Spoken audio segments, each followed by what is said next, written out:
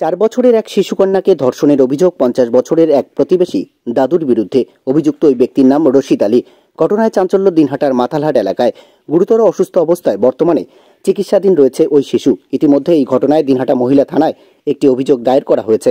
ঘটনার তদন্ত শুরু করেছে দিনহাটা মহিলা থানার পুলিশ। ঘটনার বিবরণে জানা যায়, গত 10 থেকে 12 দিন পূর্বে ওই শিশু তার মায়ের সঙ্গে দাদুর বাড়িতে বেড়াতে আসে। সোমবার বিকেল 3টে নাগাদ ওই শিশু তার দাদুর বাড়ির সামনে গাছের নিচে খেলছিল। কিছুক্ষণ পর বাড়ির লোক লক্ষ্য করেন শিশুটি অস্বাভাবিক আচরণ ও কান্নাকাটি করছে। সেই সময় অভিযুক্ত ব্যক্তি রশিদ আলী সেখানে ছিল এবং বাড়ির লোক দেখতে পায় শিশুটির গোপনাঙ্গ দিয়ে প্রচণ্ডভাবে রক্তক্ষরণ হচ্ছে। এ ব্যাপারে অভিযুক্ত ওই ব্যক্তিকে জিজ্ঞাসাবাদ করলে কোনো উত্তর না দিয়েই ঘটনাস্থল থেকে দ্রুত পালিয়ে যায় ওই ব্যক্তি।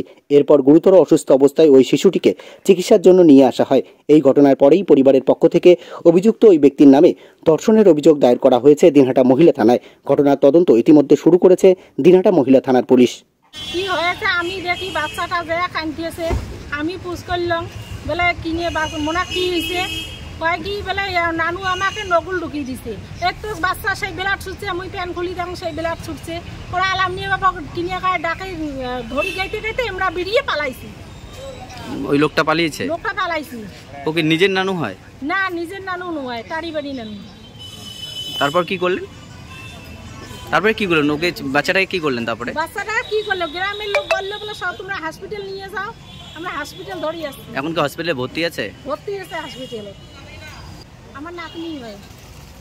নিজের? নিজেরই।